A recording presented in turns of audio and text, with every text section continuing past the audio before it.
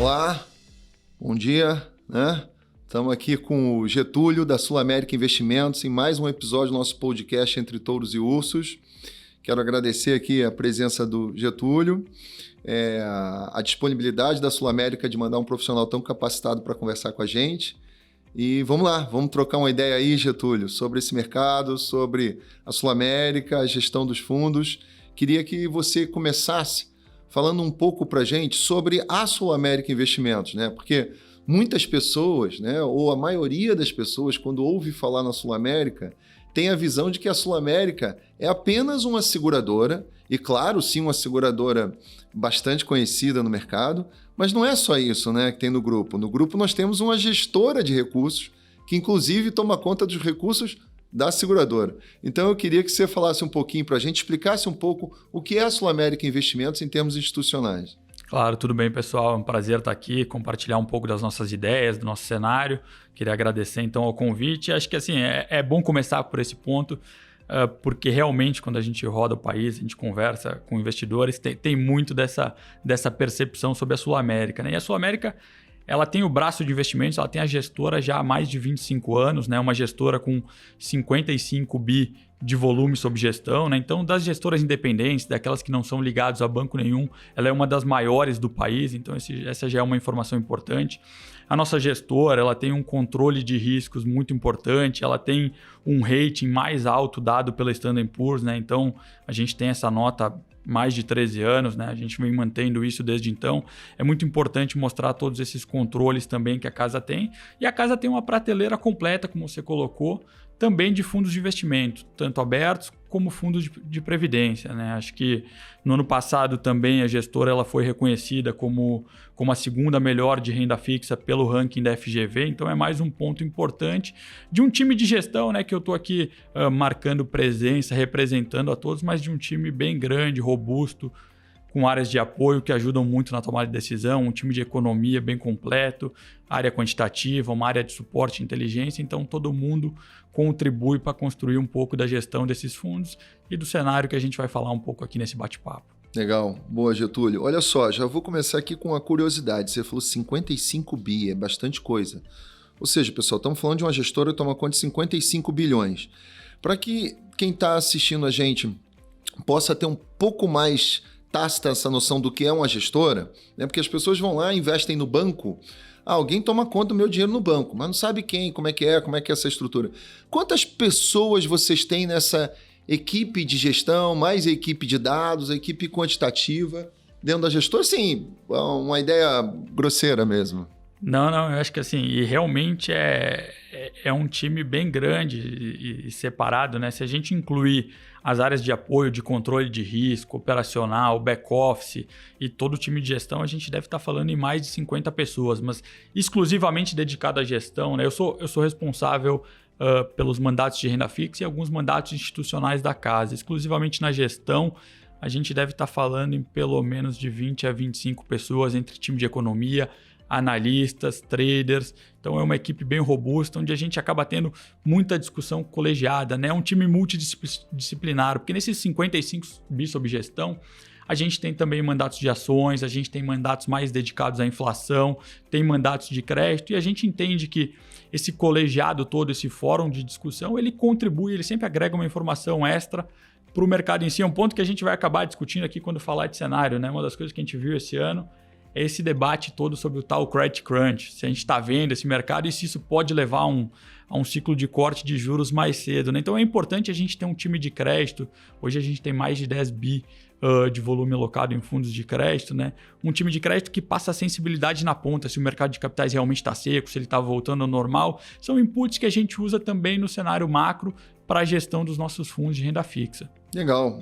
Como você falou, assim, pela minha experiência, eu tenho mais de 26 anos de mercado e todas as gestoras que eu tive o prazer de me relacionar, que tem uma performance assim de primeiro quartil com consistência de performance, elas realmente têm um time multidisciplinar, né, cabeças pensantes ali que fazem análises profundas para poder tomar uma decisão bastante consciente.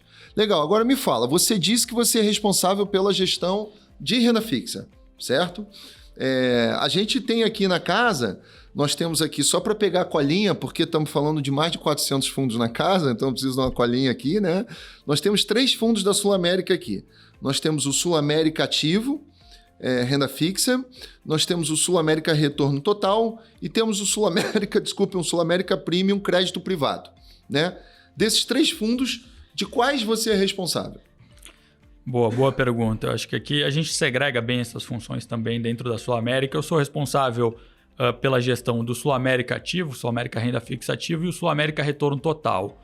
O Premium, que é um fundo dedicado a crédito, fica com outro time que é capitaneado pela Daniela Gamboa, né? Acho que é bem interessante em algum momento vocês terem esse bate-papo, que é um mercado que também está muito aquecido. Dentro desses 2 produtos de renda fixa, o Sul América Renda Fixa Ativo e o Retorno Total, basicamente eles são estratégias de gestão ativa nos mercados de juros, tanto nominal quanto real, que buscam explorar oportunidades nos mais diversos cenários. Por que a gente brinca e gosta de falar sobre isso? Porque não é o tipo de fundo que consegue se beneficiar apenas do fechamento das curvas de juros, né? Ele é um fundo que pode manter posições tomadas, que consegue gerar retorno nos mais diferentes cenários. E a gente acha que isso é muito importante, né? A gente acompanhou, talvez depois da pandemia, nesse momento de aperto de política monetária, de normalização de política monetária, né? A gente acompanhou perdas importantes em alguns dos principais classes de ativos da renda fixa, né? MAB e RFM. E o que a gente acha importante num mandato que tem a gestão ativa? É que com uma equipe experiente, dedicada, a gente consegue ter um controle maior de risco, de perdas dentro do fundo, a gente consegue tentar explorar qual o melhor mercado, quais as melhores oportunidades, às vezes está no juro real, às vezes está no juro nominal, às vezes a gente precisa fazer estratégias de valor relativo, que tem menos viés direcional. Então são as estratégias que a gente coloca dentro desses 2 fundos, né? A diferença dentre eles, basicamente, é o nível de risco, né? Hoje, falando aqui em grandes números, a gente está falando que o Sul América Retorno Total ele trabalha com por volta de 3 vezes o risco do renda fixa ativo, mas eles exploram as mesmas teses macroeconômicas que a gente tem na casa, que são debatidas, e as mesmas convicções que a gente carrega. Então é muito mais ajustado a risco. O Sul América Ativo ele é um fundo que tem uma liquidez mais imediata, ele é um fundo com liquidez em D+1, e esse é um fundo que ele mira rodar por volta de 110 do CDI, tá? Esse é um fundo que nenhum desses 2 fundos carregam crédito privado dentro do portfólio, acho que é bom também fazer essa diferenciação, unicamente títulos públicos e derivativos, né, para geração de retorno, enquanto o Sul América Retorno Total ele mira um alfa ali de CDI mais 3%, ele é um pouco mais arrojado, ele tem um perfil um pouco mais apimentado, né? Esses fundos eles estão numa janela muito bacana de retorno, tanto esse ano quanto 12 meses, né? Tem sido um momento interessante em que a gente viu efetivamente como é importante a gestão ativa na renda fixa, né? A gente tem visto uma montanha-russa nesse mercado, efetivamente no mercado de juros, depois a gente debate um pouco mais, e como é bom a gente ter essa entrada e saída, ter atuações táticas que acabam gerando um retorno com menor risco, né, com menor volatilidade. Só uma pergunta aqui, uma dúvida que ficou. Você falou de CDI mais 3, que é o que busca o Sul América Retorno Total. Qual é a liquidez dele? A liquidez dele é D+5. D+5. Tá? A gente entende até que esses são mandatos, tá? Justamente por atuar somente com títulos públicos e derivativos de juros. Derivativos de juros é o mercado mais líquido do Brasil, comparado com o câmbio, talvez, mas são mercados extremamente líquidos, então a gente entende que essa liquidez ela tá bem ajustada. Tá bom. É um pouco diferente de multimercados que trabalham talvez com ativos um pouco mais exóticos e precisam de uma liquidez um pouco maior. Tá bom, boa. Olha, eu só vou explicar, eu vou dar aqui alguns conceitos teóricos, porque é sempre bom a gente explicar, a gente não sabe, o público que nos assiste é muito diversificado, né? Então, só para vocês entenderem, quando o Getúlio falou de juro nominal e juro real, né? Só para explicar exatamente, quando os investimentos, os ativos que eles têm no fundo tratam ou rendem juro nominal, estamos falando de uma taxa de juros normal que você ouve falar hoje em dia 13%, 14%, 12%, 15%, dependendo ali do prazo, né? Você tem aquele juro que pode ser pós-fixado ou pré-fixado, mas você está falando de uma taxa de juros. Quando ele fala de juro real, é um ganho além da correção da inflação, que imagino que 99% dos casos, né, devem ser ativos atrelados ao IPCA, imagino, certo? Certo. Não, é isso mesmo. A gente está falando das NTNBs, né, que acabam pagando um IPCA a mais, e a gente está falando dos prefixados do Tesouro, né, comparativamente. O que diferencia isso, basicamente, é que na parte do prefixado, da LTN, da NTNF, a gente acaba utilizando instrumentos derivativos, né, que são muito mais líquidos. Mas é isso mesmo que a gente fala sobre esses ativos e a gente consegue, então, explorar, né? Existem momentos que a gente tem uma expectativa de inflação mais alta, em que a gente pode optar pelas NTNBs. Existem momentos que a gente entende que pode ser de queda de inflação. Fechamento de curva de juros e você vai para o pré. E aí a gente vai para o prefixado, né? Acho que é um pouco disso.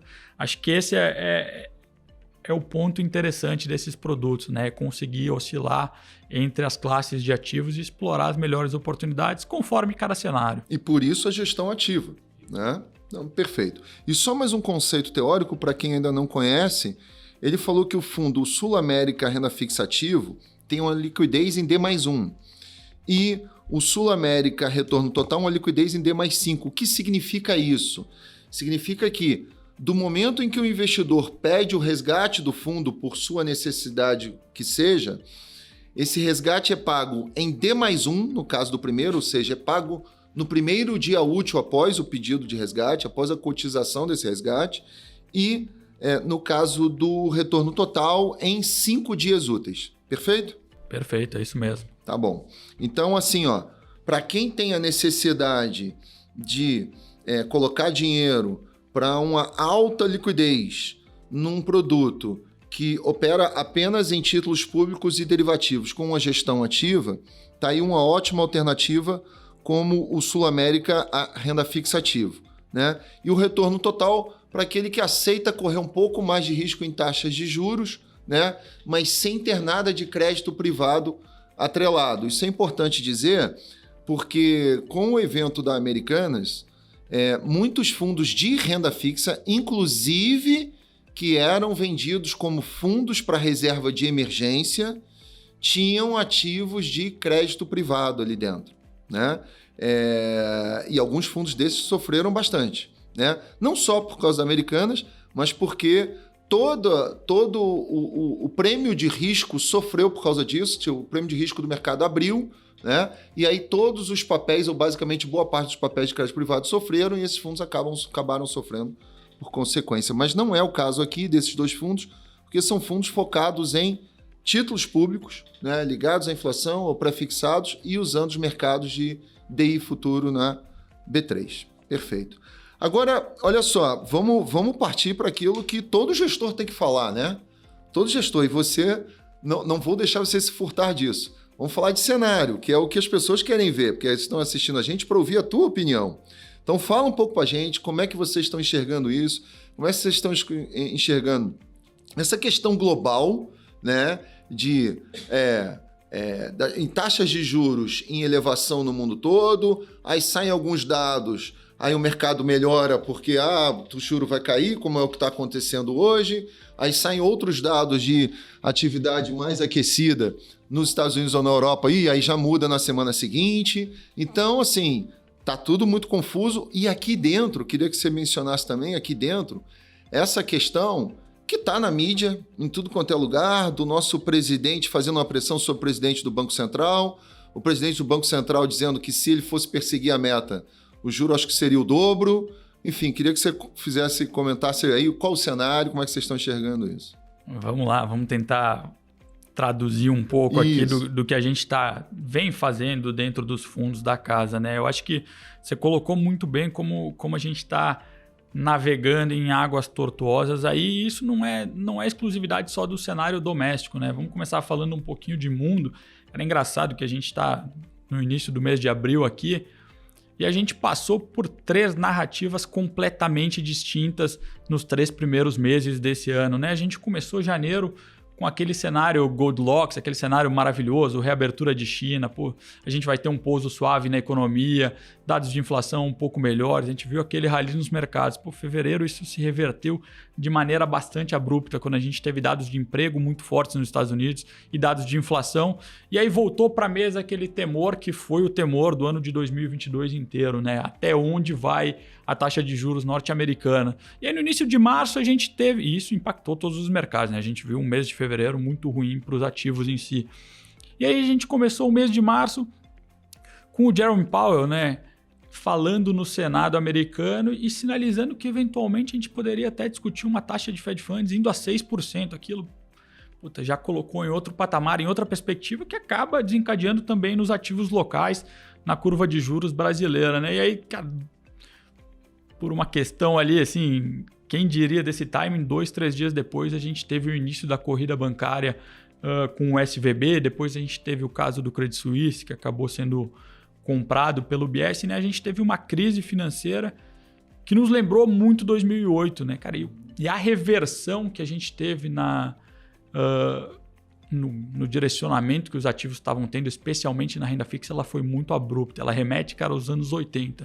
O que a gente teve de queda na taxa de 2 anos norte-americanas de mais de 100 basis points entre o pico, né, e o vale, cara, é um movimento muito expressivo, né? E o que a gente começou a ver ali? Todo mundo parou para avaliar muito questão de depósitos, olhar outros bancos norte-americanos para ver se isso ia ter uma questão de contágio, e a gente viu que os governos eles foram muito ágeis, tá? em resolver as questões, que são questões diferentes. Tá? O SVB claramente foi uma questão de ALM, de ajuste de duration, que foi uma má gestão realizada. O Credit Suisse é um caso mais antigo em relação à rentabilidade, mas a gente viu os bancos centrais ao redor do mundo fazerem uma coisa que a gente acha que é muito correta, que é separar os instrumentos, né? Os instrumentos de liquidez e os instrumentos de política monetária para controle de inflação, porque não dá para negar que a gente está num nível de inflação ainda muito acima das metas que a gente tem nos países desenvolvidos. Então a gente viu o Banco Central Europeu continuar subindo juros, a gente viu o Fed dar uma nova alta de juros, e aí instrumentos de liquidez sendo gerados. Então foi importante ver essa segregação. A gente continua com um certo temor sobre os bancos, acompanhando semanalmente os dados de mudança de depósito, né? Aconteceu muito a saída de depósito de bancos pequenos para bancos grandes, tem uma questão de como isso vai afetar o retorno dos bancos lá fora, mas a gente acha que isso deu uma certa acalmada e que a gente volta a olhar um pouco mais dos dados econômicos, e a gente acha até que tem um certo exagero do mercado lá fora, que basicamente precifica uma alta de juros para a próxima reunião do Fed, mas ali para julho já inicia um ciclo de afrouxamento de política monetária. A gente acha que é cedo, sabe? A gente não está vendo ainda as condições, talvez, dessa recessão tão próxima que leve a uma reação tão rápida do Banco Central. A gente acha que é um trajeto, uma luta dura ainda para recolocar a trajetória de inflação nas metas. Então esse já é um primeiro recado que a gente pega lá de fora para depois colocar dentro do cenário doméstico. A gente acha que tem uma precificação de cortes prematura e excessiva na curva de juros, especialmente a norte-americana, que é quem dita os mercados. E aí a gente traz tudo isso para o Brasil. Putz, lá fora não é aquele cenário assim maravilhoso, aquele bull market que a gente acompanhou e que a gente viveu e viu muito no pós-pandemia. Como é que isso conversa com os ativos locais, né? Você colocou já talvez a principal briga que afeta a renda fixa local, que tem sido desde o início do ano, né? A gente começou com aquela discussão de meta de inflação, que a gente entende, de certa maneira, um pouco atabalhoada. Primeiro a gente deveria ter vindo com o arcabouço fiscal para depois discutir se efetivamente 3% é um número ideal para o Brasil, é um número possível, se é 4%. Tem diversos estudos que defendem um ou outro lado, mas a maneira como foi feita foi muito atabalhoada e acabou desencadeando numa deterioração das expectativas de inflação que acaba deixando o trabalho do Banco Central ainda mais duro, né? Então a gente entende como um certo tiro no pé do governo. Mas quando a gente olha para dados de Brasil, o que a gente entende aqui? Hoje a gente teve, inclusive, a divulgação do IPCA, né, de março, que foi um dado mais animador no sentido de que a gente está vendo, sim, a inflação de serviços, os núcleos arrefecendo na margem. Não são dados ainda compatíveis com as metas de inflação, mas são dados um pouco mais animadores, até por isso a gente está vendo um dia de mercado melhor para todos os ativos locais. A gente vê a atividade desacelerando na margem, que é o esperado num ambiente que a gente está vivendo de juros em patamar restritivo, né? 13,75 é um patamar restritivo, em que a gente espera, sim, que tenha uma desaceleração para a gente recolocar a inflação na trajetória de metas. A gente discorda um pouco, e até porque a gente falou dessa nossa equipe multidisciplinar, a gente discorda um pouco da leitura do mercado, de um colapso assim na parte de crédito. A gente volta a ver o mercado de capitais tendo emissões, tendo mais negócios no mercado secundário. A gente, inclusive, quando olha os dados do Banco Central, ainda são dados bem compatíveis com esse momento do ciclo econômico. O Banco Central reforçou isso na ata do Comitê de Estabilidade Financeira, né, de que não via esse colapso iminente. E como a gente vê ainda expectativas desancoradas, a gente acha que é um pouco prematuro discutir no curto prazo o corte de juros no Brasil, tá? A gente acha, e aí o governo esperava que o arcabouço fiscal fosse a bala de prata, né? E aqui é uma das discussões importantes que a gente está tendo agora para a composição de portfólio, né? O que a gente entende desse arcabouço fiscal? A gente ainda está muito pendente de informação. Isso, né? Porque ainda falta o texto. Falta o texto e virou até meme, né? Em vez de arcabouço, virou calabouço fiscal, né? Porque eu tive que ler umas 3 vezes para entender e não consegui entender.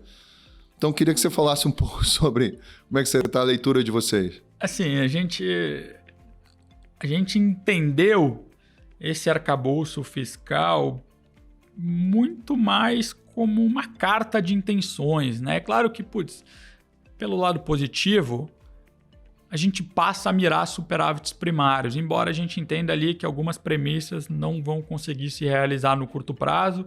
A gente acha que a melhora da trajetória de dívida ela é uma melhora muito gradual, não é nas métricas que o governo apresentou.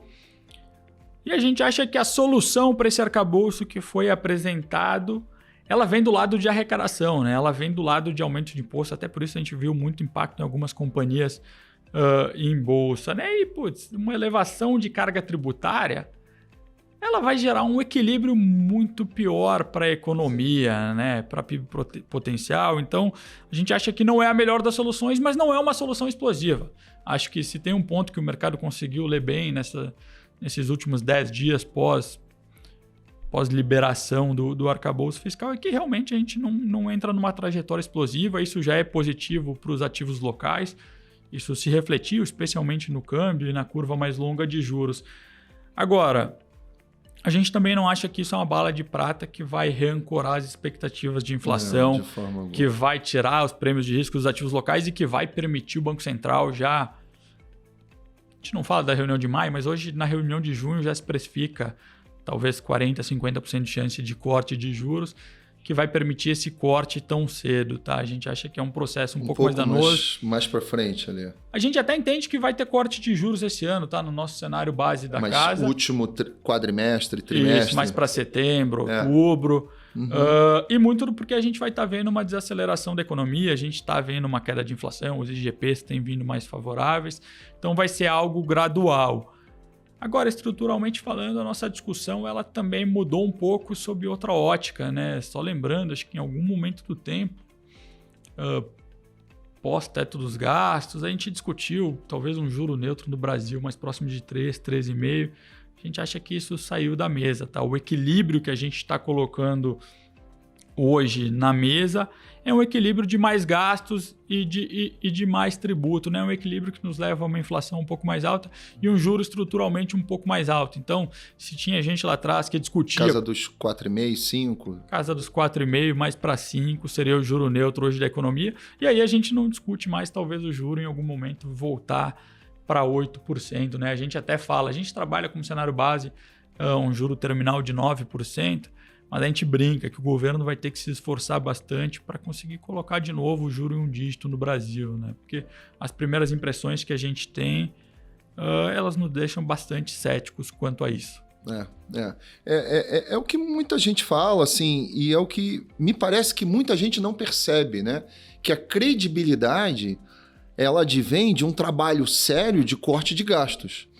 E a gente, o mercado, nós participantes do mercado, e a gente como sociedade, empresários, né, e trabalhadores, a gente não vê aceno a um trabalho de ganho de eficiência em corte de gastos administrativos, em uma reforma tributária mais igualitária ou com a equidade maior, né, para que você consiga diminuir gasto. E você diminuindo gasto, você seja mais eficiente e não tenha que aumentar tributo, né? Enfim, então, o mercado, o mercado vai custar, na minha opinião, acho que na sua também, a dar credibilidade a esse governo, né? Assim, acho que o mercado esperava um Lula 1, né? E o que eu tenho ouvido é que o mercado está vendo quase que um Dilma 3, vamos dizer assim, né? E eu acho assim, o benefício da dúvida que o presidente Lula tinha ganho lá no pós-eleição, ele durou muito pouco, especialmente por esses ruídos que a gente falou, né? Que trouxeram algum temor sobre aquela leitura de que gasto é vida. E uma das coisas sobre esse arcabouço, né? Que você colocou bem, ele traz um incentivo errado, né? Porque você atrela o gasto na receita em si, você não tenta melhorar a qualidade do gasto. Isso. Você tem um incentivo a mais a gerar a receita em si. E agora a gente vai entrar numa discussão importante, né? Que muito se diz sobre essa reforma tributária que a gente tenta há tanto tempo e que tem sido defendida como uma reforma tributária neutra, para assim tentar se aprovar no Congresso, né? E aí o Haddad precisa entregar agora um pacote de 100, 150 bi, taxa isso, ele fala que são algumas coisas que são subvenções, mas, cara, a gente entra hoje num momento em que tem um lobby muito forte também no Congresso. Será que a gente vai conseguir essa geração de receitas, né? Não é uma resposta tão clara para a gente e é muito importante que tenha esse aumento de receita para que a gente melhore um pouco a trajetória de dívida. Nem digo que chegue nesses números desenhados pelo governo, mas que deixe pelo menos para mais próximo de 2030 a gente volte a trabalhar com superávit, uma estabilização de dívida PIB, né? Na nossa cabeça, tá usando algumas métricas nossas, ajustando o juro real neutro da economia, ajustando o crescimento. Nosso desenho inicial falava sobre a gente estabilizar a trajetória de dívida lá para 2031, 32. Então não é tão cedo, por isso que a gente não vê. Não é. O que fica na minha cabeça de dúvida é de quem o Haddad está colando essas ideias, porque que ele colava na prova, ele mesmo já disse, né? Pelo que eu entendi, pelo que me trouxeram. Vamos lá. Então, assim, posso entender que se vocês estão com a visão de queda de juros para esse ano ainda, mas mais para frente do que o mercado está esperando, porque como você disse, o mercado já está esperando em torno de 40%, 50% de chance de queda na reunião de junho, né, do cupom, imagino que vocês estejam olhando esses movimentos de fechamento de curva como oportunidades. Talvez, as mais curtas, né? Você enxerga que tem oportunidade? Eu queria adicionar aqui uma quarta questão que tá bom, dado esse cenário, e dada essa pergunta, se vocês olham o fechamento de curva, estão olhando essas oportunidades ou não, esses movimentos, como você pega esse cenário e, na prática, você está usando esse cenário para as operações que você faz no fundo, ou nos dois fundos que você é gestor?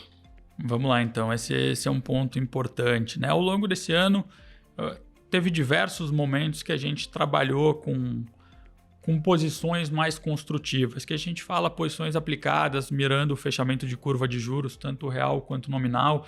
A gente começou, pelo menos lá para dezembro, início desse ano, a gente começou com curva de juros bastante elevadas. Em janeiro a gente teve um estresse importante. Agora, no momento atual, especialmente hoje, depois desse dado de inflação, que foi realmente mais encorajador, mas a gente entende que ainda não é compatível com as metas de inflação, a gente acha que já tem um certo, não vou falar exagero, mas que a curva de juros hoje ela está precificando muito próximo de um cenário de perfeição, com juros caminhando para mais próximo de 10% ao longo do ano de 2024. Então, a gente entende que já é um cenário em que a assimetria de riscos ela está se colocando à mesa para que a gente mantenha posições tomadas em juros, talvez em vértices para 2 anos, tá? Usando como referência. Para quem não atua com essa alocação de risco, que tem essa possibilidade de ter posições, a gente chama de mais pessimistas, né, que são tomadas em juros, a gente entenderia sim que é um momento de cautela na alocação de risco. Quem tem posições em pré-fixadas para reduzir essas posições, o mesmo vale para as NTNBs, né? E a gente vai buscar explorar isso. A gente sabe que é aquela dinâmica que quem é de mercado há bastante tempo também acompanha, né? Quando o mercado começa a aplicar juros, a dar juros, a gente sabe que os movimentos são relevantes. Tem um pouco daquele medo de ficar de fora, né? Todo gestor tem, e que às vezes exagera. A gente acha que está se aproximando desse ponto de exagero. Então, gradualmente, a gente deve começar a colocar um pé em posições tomadas em juros. A gente entende que tem que ter uma certa cautela, porque às vezes o mercado exagera, mas já é hora, sim, de começar a olhar para esse lado, até porque a gente vai ter toda a tramitação do arcabouço, a gente vai ter essa busca pela arrecadação. Então, tem uma discussão importante e a gente já viu fechamento importante da taxa de juros lá fora também. Então, a força que esse fechamento da curva de juros internacional contribuiu também já está se esgotando. É engraçado, né? Então, trazer um gestor de renda fixa que nessa nossa discussão vai estar com uma cabeça um pouco mais pessimista, de um certo exagero. Mas é isso mesmo. Se você é um gestor de fundos ativos, você tem que estar olhando isso. Agora, eu queria te perguntar o seguinte, essa tua forma de ficar tomado em juros, né, de curto prazo, falou assim 1 ano, 2 anos, como é que você pensa em fazer isso? Você mantém os papéis pré que você tem e vai lá no DI Futuro e compra, ou você vai zerar um pedaço dos papéis pré que você tem e você deixa mais em caixa esperando uma abertura? Qual vai ser a tua ferramenta aí? Basicamente, quando a gente está com uma leitura de cenário dessa linha, a gente deixa o nosso portfólio de títulos muito mais colado em caixa ou LFT, né? Ou seja, pós-fixado. Sim. E a gente usa os instrumentos derivativos para ficar tomados em juros nominais. A gente pode falar do DI para 2025 como um exemplo disso, né? Talvez é um dos pontos mais baixos da curva de juros de precificação. Então, ali a gente montaria posições tomadas em juros através de derivativos, enquanto o nosso caixa fica no CDI. Né? Então, você faria as duas ferramentas, né? Tanto zerar um pedaço do pré que você tem, né? Ficando mais pós em LFT, quanto indo no DI e comprando DI futuro. Isso, que reverteria a nossa posição, basicamente. Entendi. Tá bom. Cara, assim, acho que passamos por tudo aqui, né? Acho que você falou um pouco aí da Sul América, né? Explicando essa conceituação para as pessoas entenderem. Falamos aqui dos fundos, o cenário e como você poderia aproveitar esse cenário aí dentro dos fundos. Espero que tenha ficado claro para todo mundo que a gente está falando de uma casa super respeitada, uma casa super técnica, super preparada para fazer, né, a gestão de toda a família de fundos que eles têm lá, mas especificamente hoje aqui a gente falando do Sul América Ativo e do Sul América Retorno Total aqui com o Getúlio, que é gestor. Queria agradecer a tua presença, Getúlio. Mais uma vez, agradecer a Sul América, tá bom? Pela disponibilidade e vamos lá. Vamos ver o que acontece. Muito obrigado, pessoal. A gente está sempre à disposição, um bate-papo muito bacana, a gente agradece essa oportunidade. E vamos lá, tentar navegar nesse mercado que tem sido extremamente volátil, né? Tentar explorar as oportunidades. Uma boa sorte para todos nós, né? É isso aí. Obrigado.